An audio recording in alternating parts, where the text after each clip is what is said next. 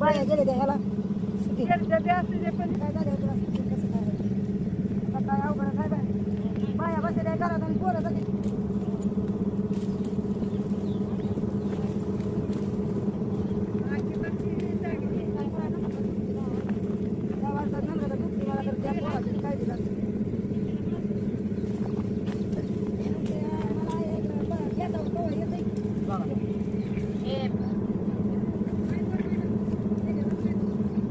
तगारी काढायचं काम चालू आहे.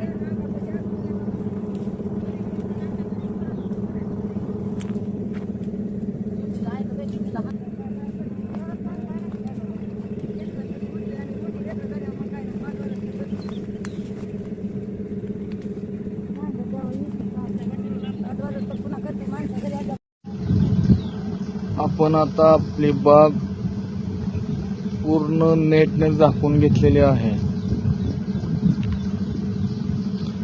वाऱ्याचा दिवस असल्यामुळं 5 लाईनवर झाकलेले आहे.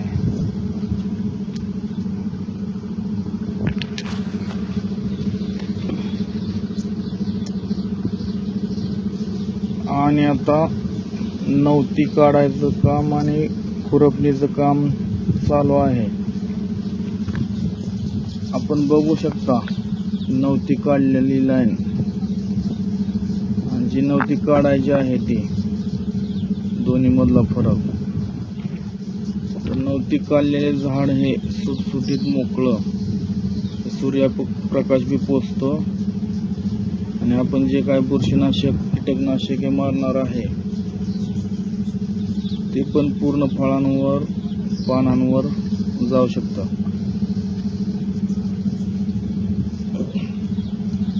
आणि ही आहे लाईन नवती न काढलेली.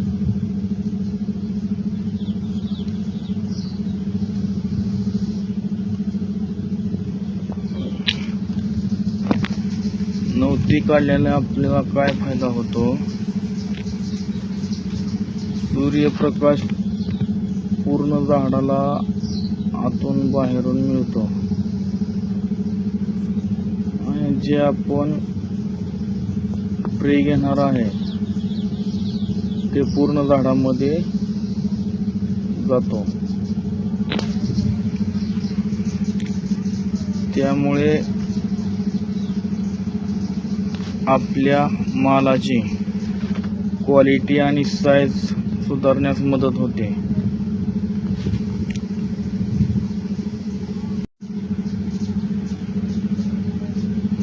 नवती वाढल्यामुळे जे आपण अन्नद्रव्य देणार आहे ते सुद्धा बराच भाग नवतीकडे जातो आणि आपली साईज कमी राहते. नवती काढून घेतल्यामुळे जे अन्नद्रव्य आपण देणार आहे ते पूर्ण फळांना मिळते आणि स्प्रे पूर्ण फळांवर जातो. त्यामुळे आपली फळांची क्वालिटी पण राहणार आहे आणि साईज पण बनणार आहे. दुसरी गोष्ट तणाचे नियोजन. तण नियोजन हे तसं नवतीसारखंच महत्वाचं आहे.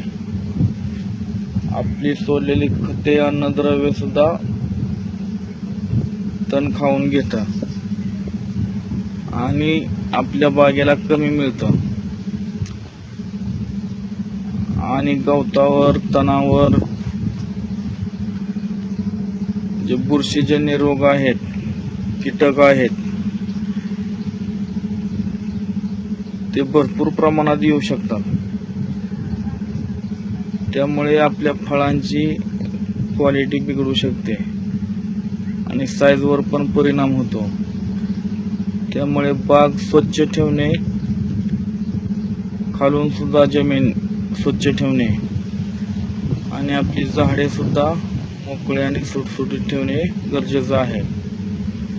आता आम्ही बेडवर खुरपणी केलेली आहे आणि जो मधला पट्टा आहे त्याच्यामध्ये तणनाशक मारलं आहे.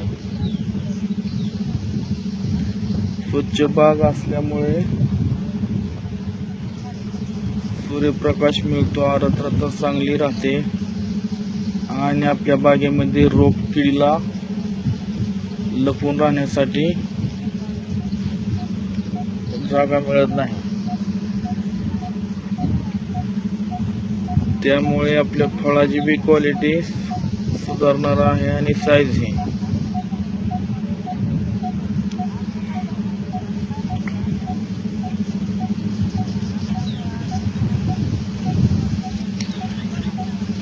साईज होण्यासाठी फळांची संख्या सुद्धा मोजकीच पाहिजे. जर आपल्या झाडावर जास्त फळे असतील तर ती फळे साईज घेऊ शकणार नाहीत. झाडावर सुद्धा लोड झाल्यानंतर ते झाड ट्रेसमध्ये जाऊ शकतं. बघू शकता आपण नवती काढल्यानंतर झाड कसं दिसत आहे.